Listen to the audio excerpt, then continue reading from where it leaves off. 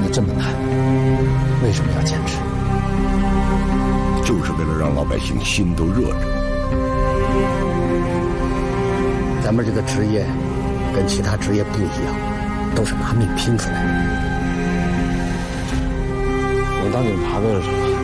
不就是为了能破案吗？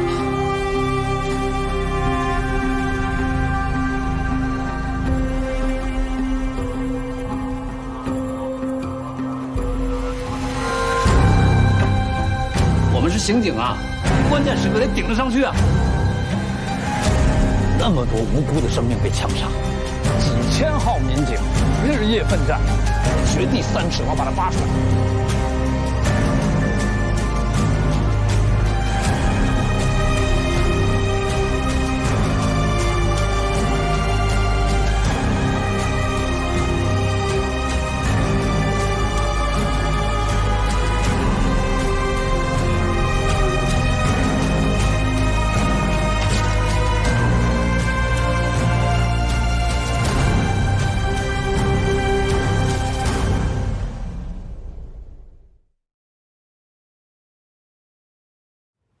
就我这手天天出床子干活的，你看跟大萝卜似的，带这个格格不入的。哎呀，不要了，你给退回去。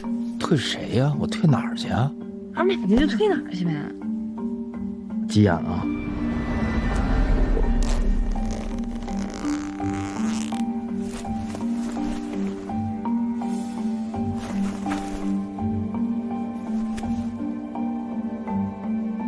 哪来这么多钱呢？挣的。你从哪挣的呀？你倒腾个摩托车，你整这么多钱啊？这半兜子。倒腾股票，股票你懂啊？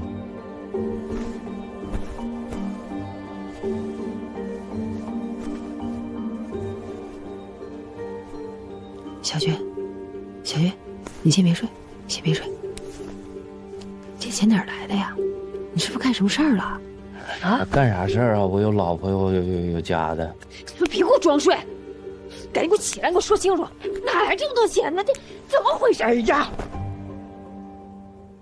你知道他这人吧，平时性格挺好的，总是笑嘻嘻，他也不跟谁红脸，跟我脾气都贼好。那次不知道是咋的了，哎呀，就那眼睛就那样愣着愣着，就那样瞪着我，我就想他干啥呀？怎么问他句话就跟我这样似的呢？我就有点害怕了，我后面我就没再问他了，他也就是啥也没说。他拿回来那钱大概有多少？你就说没？我也没见过那么多钱呢，不知道，反正都那种个别新的那种绿票子，就一沓一沓的，就是那样的。有多厚？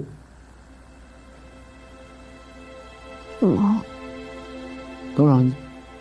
比我准点。这样吧，这一沓有多厚？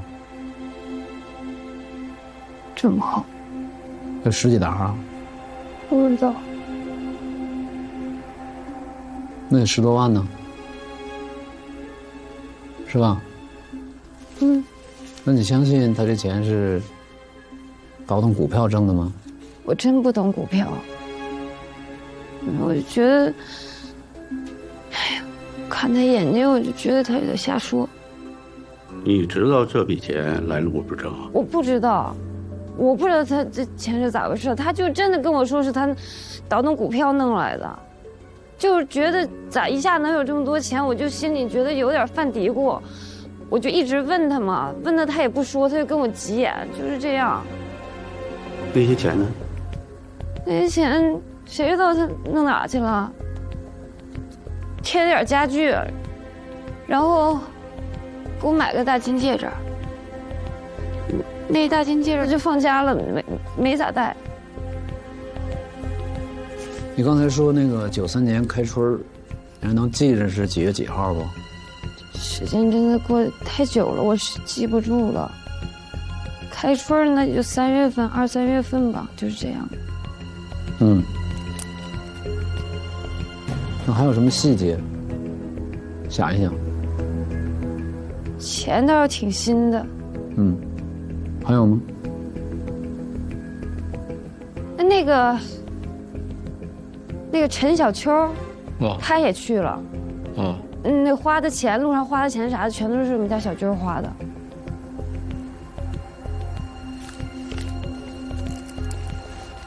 那这样啊，你再说说这个1月28号，就那天晚上，宋小军在家吗？我回来的时候，他还没回来呢。哦，你几点回去的？我5点多钟吧，回去给孩子喂奶。嗯，后来呢？他回来了吗？回来了，回来了。晚上9点钟就回来了。哦，那有什么异常吗？他？倒是没啥，就觉得他脸色有点不太好。哦呦呦，不渴了，不渴了，不渴了，渴啥呀？哎呀，吃饭了没？给你热点饭呀。不饿。哎呀，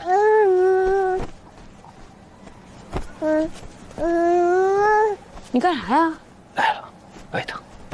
你这穿着衣服就睡，你赶紧洗脸去。先让我躺会儿。你咋了？啊？胃疼。胃疼啊？嗯。哎呀，是不是喝疯了？我给你整点热水啊。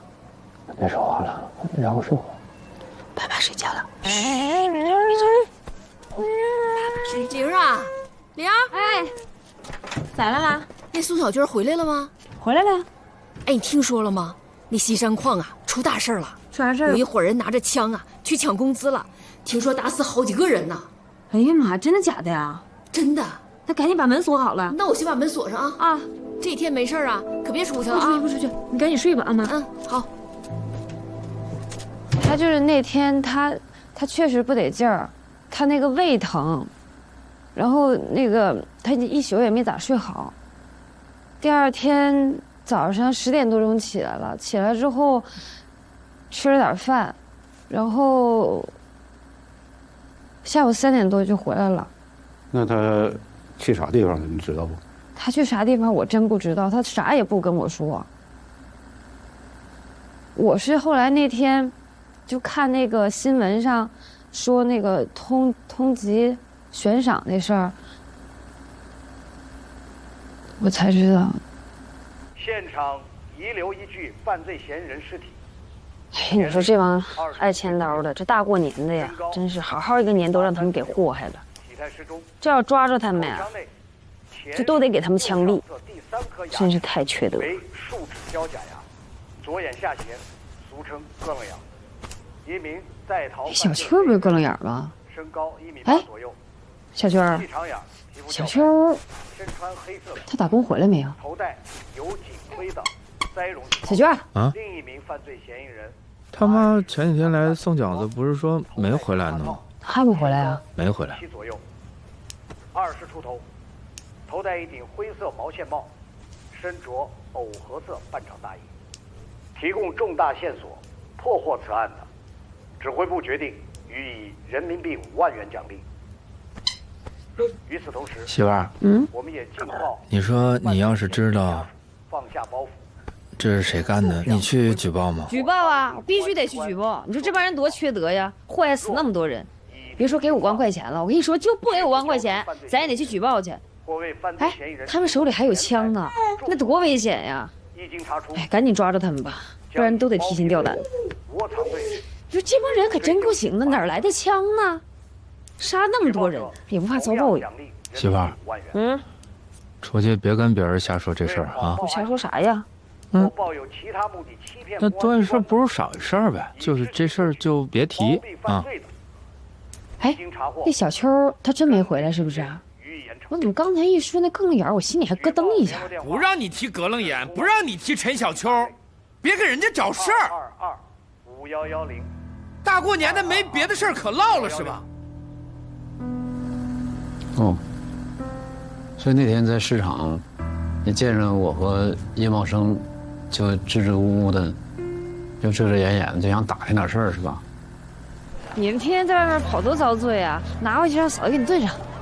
开玲啊，以后你别总这么客气，要想吃的话，我们可以自己买啊。不是，你看你老客气。我问你，那个电视你看了吗？看了，他们刚才在那唠，我听见来着。哎，白脸啊，你认识的人里头有哥楞眼吗？其他俩人长啥样啊？电视你不看了吗？看了。看了你还问？不是那个奖励5万块钱吗？有人卖1年的白条鸡也赚不来呀。男扮女装那个呀，身高1.7米，应该跟你差不多。啊。戴栽绒帽那个长得有点白，身高1.8米，跟我差不多。啊。大玲。啊。你这人来人往的，人多，你帮我们留心点啊。行。走。啊。你不说两句。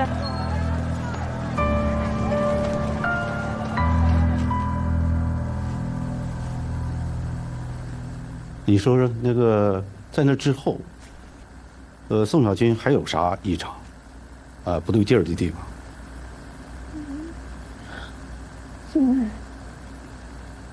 孙哲来过我家，初8的时候。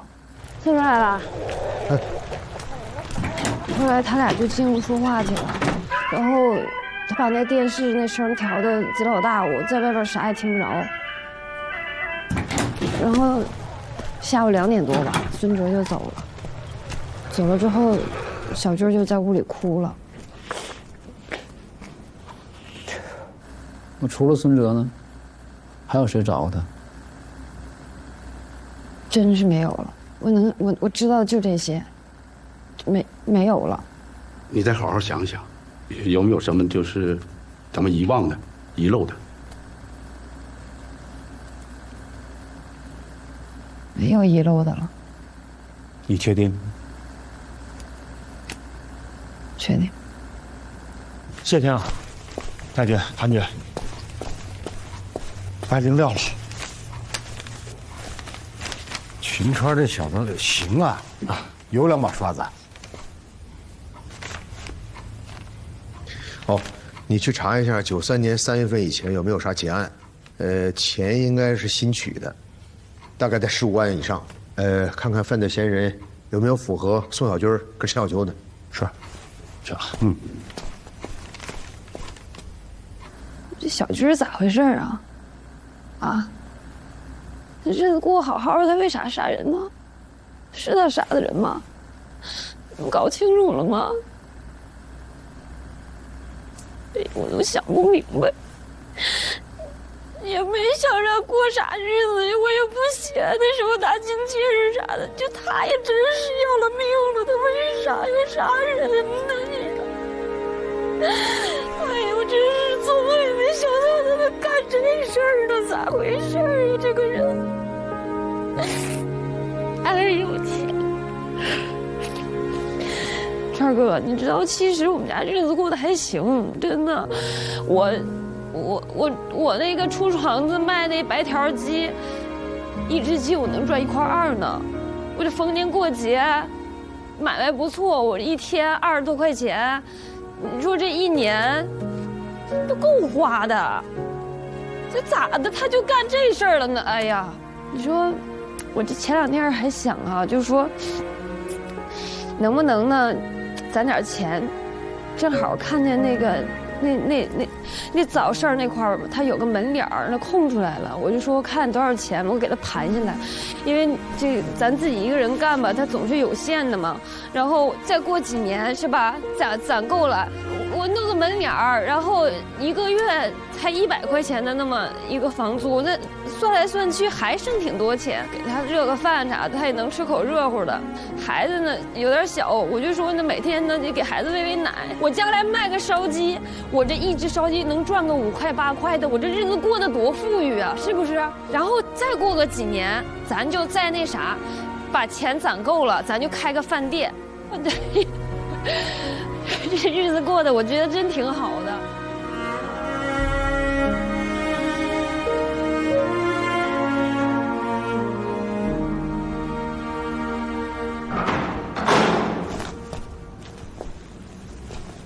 咋样？了了吗？了了。真是。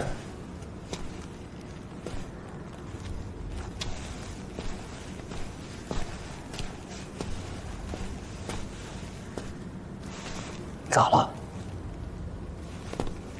没咋，透透气。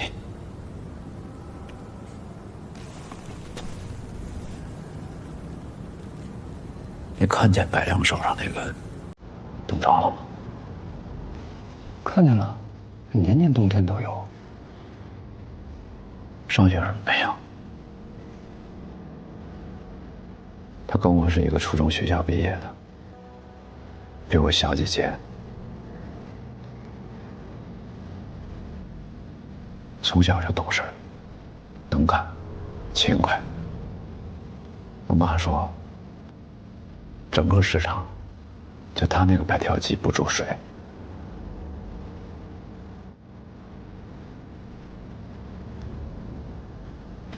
是啊，谁能想到这案子居然扯上了白灵？男怕入错行，女怕嫁错郎。是啊，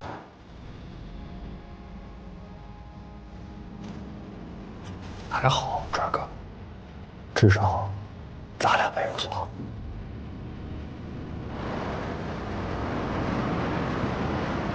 这个案子没问题了。那按照陈海山和白灵的供词，我们可以认为啊，第一，1月28号宋小军有作案的时间；第二呢，宋小军在屋里哭，暴露了他的畏罪心理；第三，孙哲在初八去找过宋小军，但孙哲呢，极力否认他和宋小军的密切关系。这就有问题。第四，93年初，根据宋小军和陈小秋的这个经济状况，很可疑。在那段时间里，他们一定还做过其他案子。另外啊，这个陈海山又提供了一个重要信息，说这个陈家老三这陈晓东，平时呢就爱擦胭脂抹粉扮你样。这个1月28号上午啊，他就出去了，晚上8点多才回来。回来以后啊，就跟他妈在屋里捣鼓了半宿。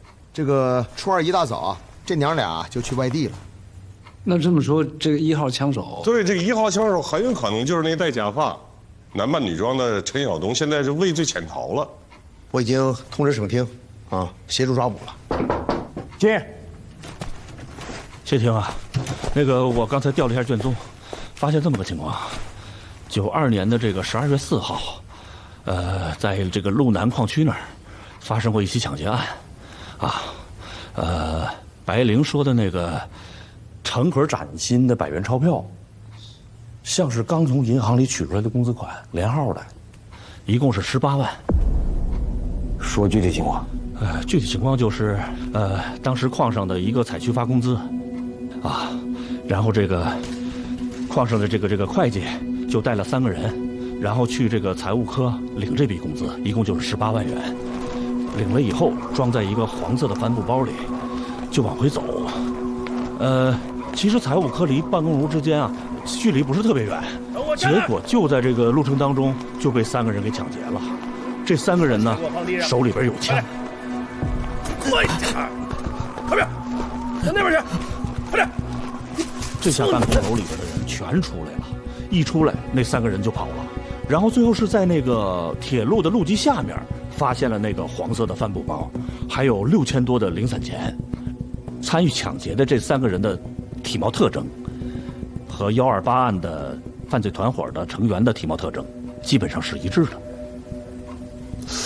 时间相近，金额吻合，这个人数特征、作案手法、作案工具相似。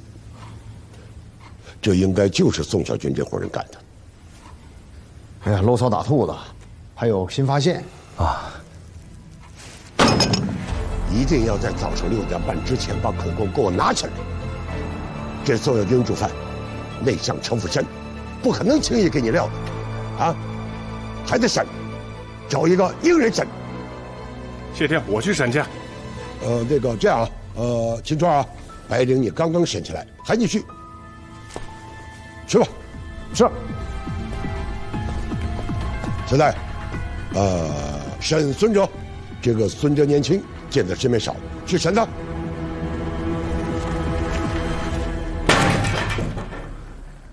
你跑这睡觉来了？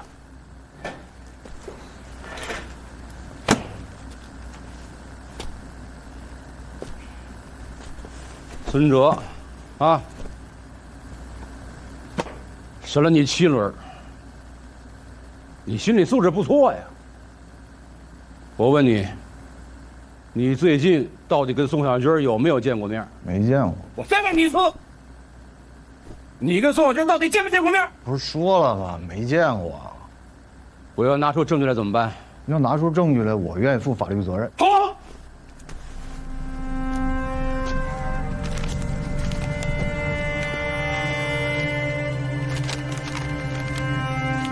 出发那天，孙哲来了，我发现他和小军一样，都神色焦虑。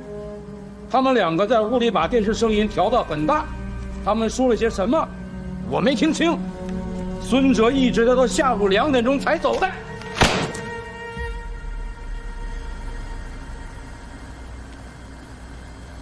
哎，干啥呢？来这睡觉来了？再问你一遍，春节那些天，见过什么人没有？18个点了，换谁不困啊？我还有6个点就能回家了吧？是吧，秦哥？哎，你知道我几个点没睡了吗？20多个点了吧？都困。你们困，我们也困。困就睡，正好我也眯会儿。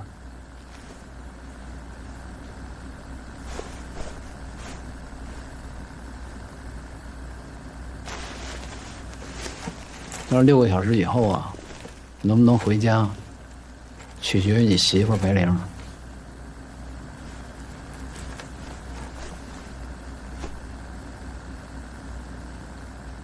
你们眯会儿，眯会儿。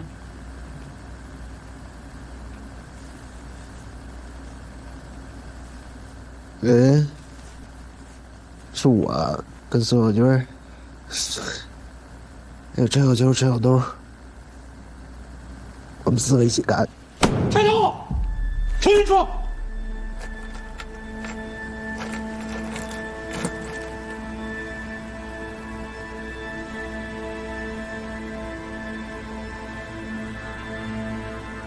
我、宋小军、陈小秋、陈小东，这4个干。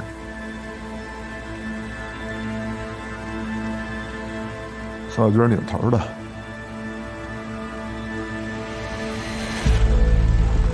那天出租车是宋小军租的。行，就停前面那个地方就行。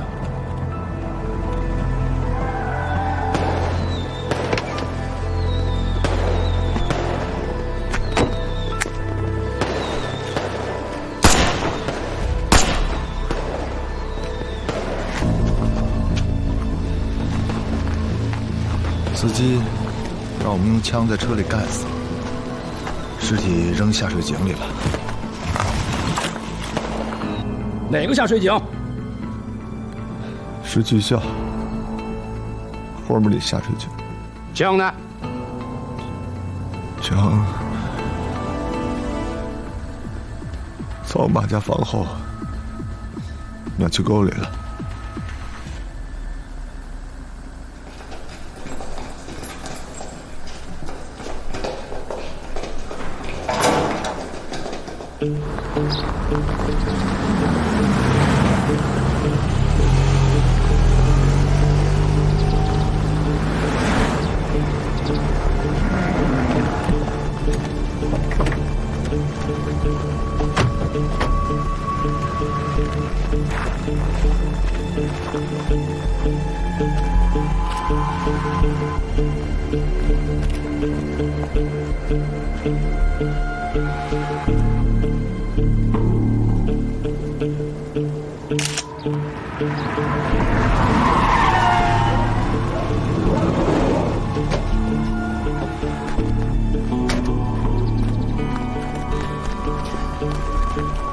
报告领导，根据嫌疑人描述，枪应该就藏在这底下。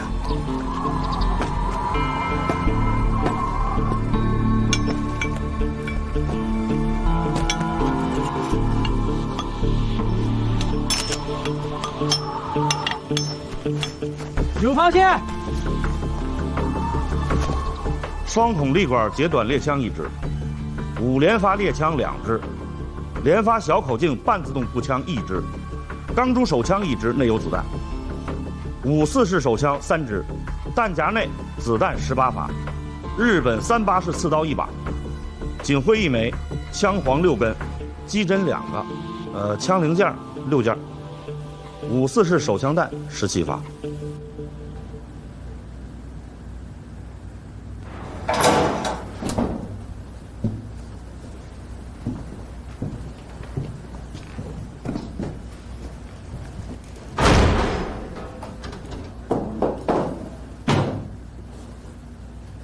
睡一会儿没？啊？6个小时过了，一点也没睡啊？睡不着的话，我给你看个东西。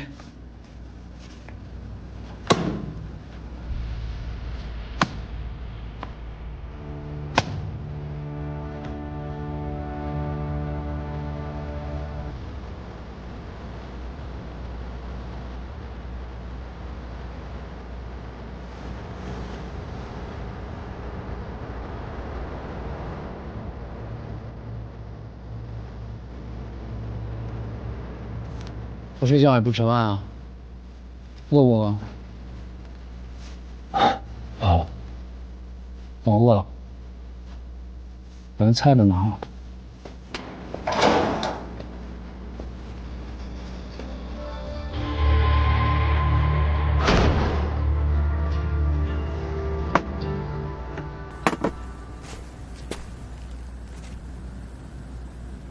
你打开。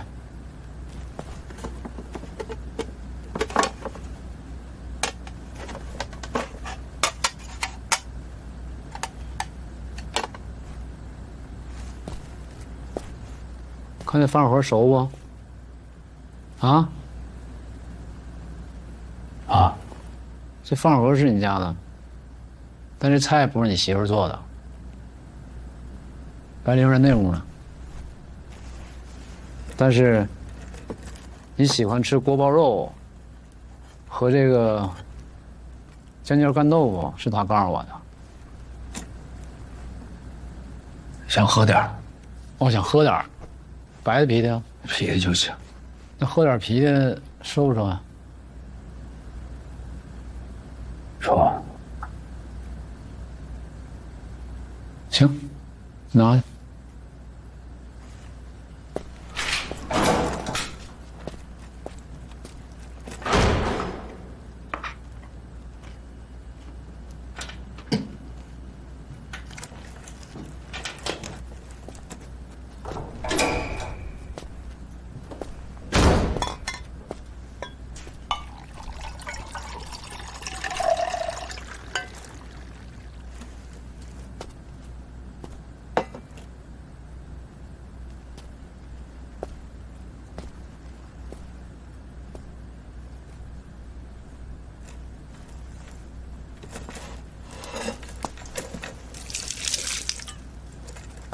哎，你什么意思啊？交给我兄弟陈小秋。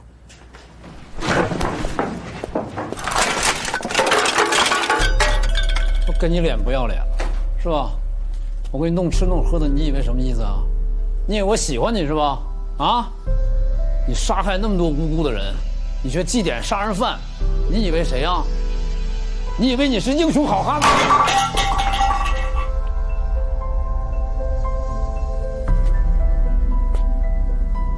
我告诉你啊，我给你弄吃的喝的是从人性角度考虑的啊。你凭什么呀？哦，你以为你什么都不说，我们就拿你没办法是吧？没辙是吧？看这个没有？你瞎不瞎？哪个是你说的？哪个我们没查清楚？你可以不说，我等你。你跟我耗吗？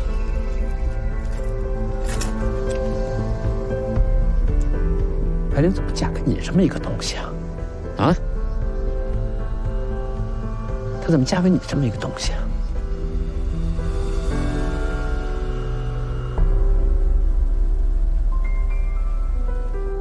再问你一次，说不说？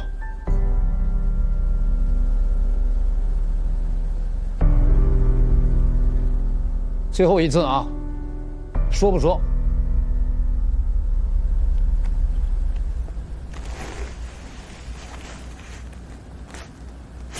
来吧。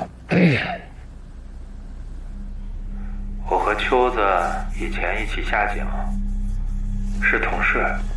有一次我从井底下上来，就说起我们命不好，家里老人也没什么能力，工资就那么一点儿，买卖也不好干，成天卖苦力吸煤烟儿，说不定哪天就得肺癌了。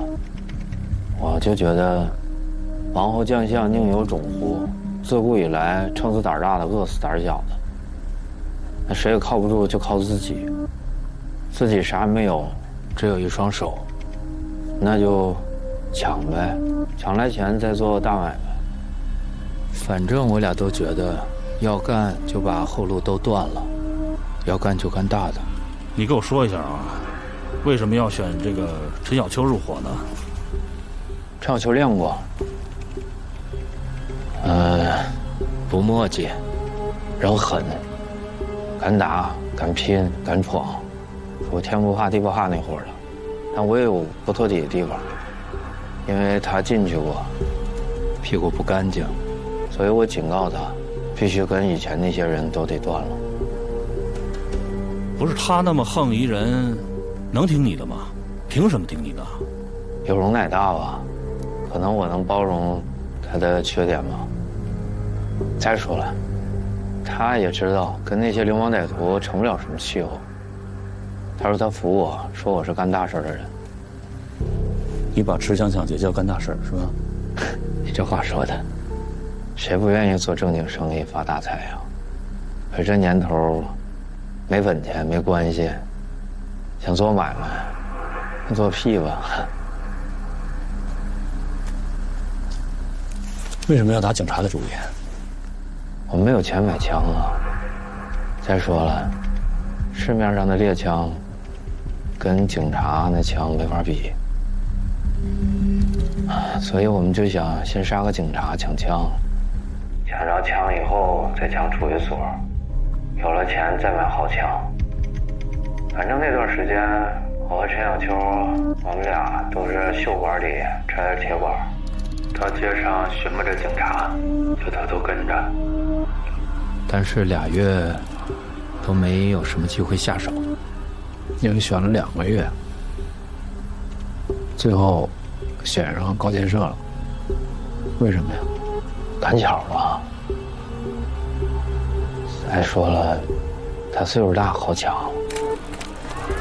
说不好听话，他走在雪路上摔一跤都能摔骨折了，是不是？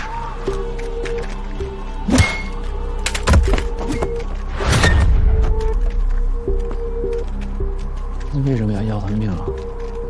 抢枪就抢枪嘛，把枪抢走了不就完了吗？你为什么要他命呢？他认识我呀，我不杀他，我不要他命，等他过后认出我来了，他就得要我命。社会不就这样吗？有我没他。社会怎么的你了？高所怎么的你了？你要说穷，你弟弟宋小明跟你一样吗？你媳妇白玲跟你想法一样吗？都像你一样去杀去抢啊！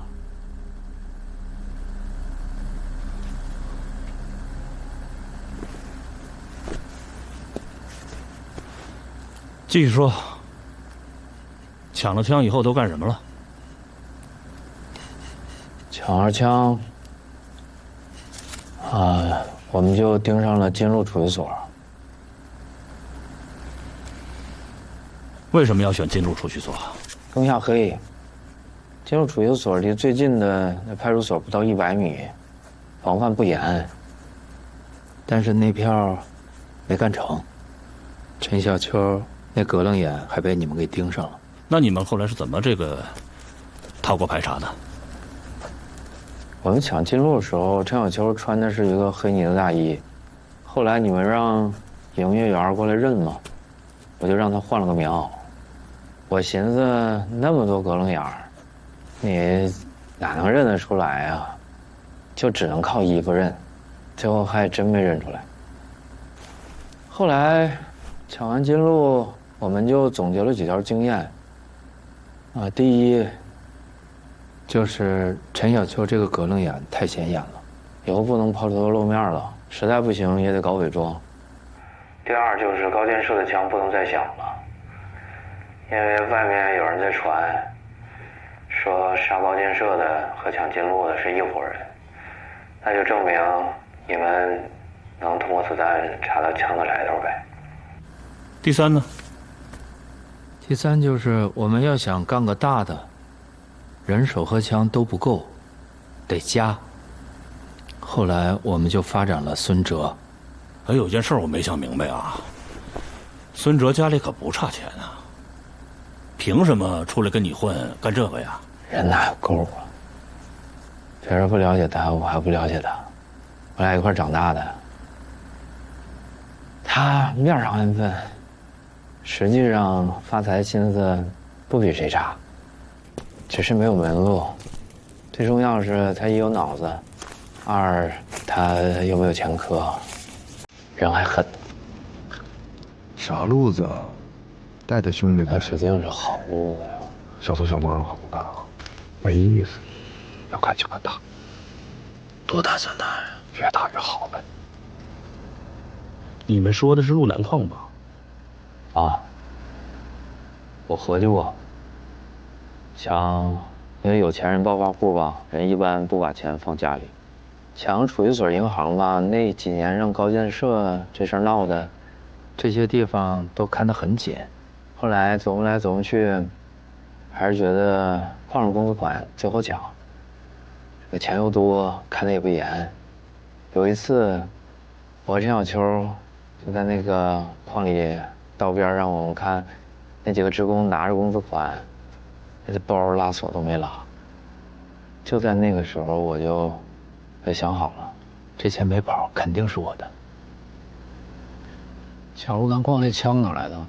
本来还想整一把警察枪，后来觉得不行，太冒险了，就偷了2把猎枪。但你知道这猎枪太长不好带，特显眼。我们就改良了一下子，就把枪把子和枪筒子都给锯了。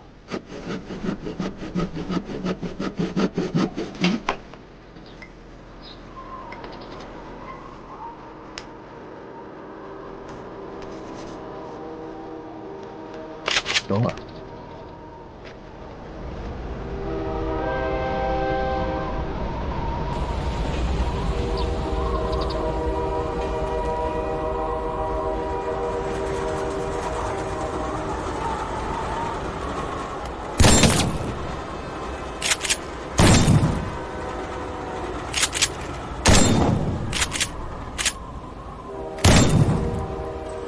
子弹不行，没有劲儿，得把击杀换成枪杀。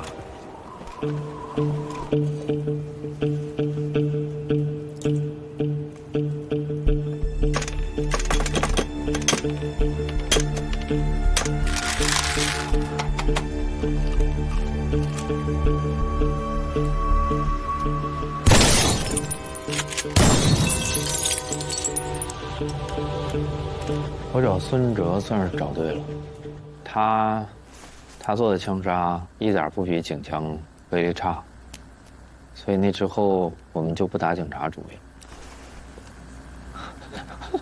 了。路南矿那票抢的挺痛快的，抢了18万，路上弄丢了点儿，最后剩17万3、4千吧。但是都是新票，挨着号的不能花。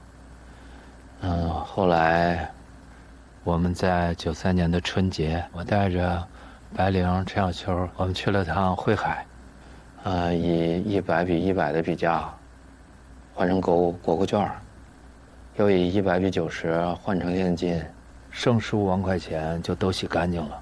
你懂得不少啊，平常爱看点书。你抢那些钱花哪儿了？主要是买枪。我和陈小秋去雪沟3趟吧，买了花5000块钱买了回城产的那个5连发，买了1支。买了1支小口径，花3000块钱。买了1桶火药，1支钢珠枪。15号的一次弹，1000发。后来我和孙哲又去松辉猎枪厂旁边那猎枪商店，又买了12号的一次弹，150发。买这些东西的时候，不需要手续，有钱就行。这几年这个枪支的问题很快就过太严重。我寻思不能做时长工啊，我就留了一部分钱，等下一个买了经费。你们怎么选西山矿呢？我们这枪啊、人呐，都足够了，可以说是羽翼丰满了。像路南矿那种小矿，我们就看不上了。我们要抢就得抢上百万，像西山矿那种大矿。孙哲正好刚从西山矿辞职，最后就定的西山矿。你筹备了很久吧？小半年吧。反正我们已经摸清楚了你们查案的这个规律了。你们不就摸排查吗？发案了之后，就挨家挨户筛。所以，这个孙哲在西山矿干过，陈小秋有过案底，他们都逃不过这一套程序。我就提前了2个月安排他们消失。地方我一早就选好了，胶合板厂那片楼多，流动人口也多，地形比较复杂，藏2个人容易。何尝去韩国打工的人最近特别多，这是陈小秋离开最好的借口。孙哲家庭条件比较好，不能去韩国，我就安排他出去做买卖去。吴树出去做买卖，我媳妇儿还不高兴呢。你看，你看，跟我挠的，看见没有？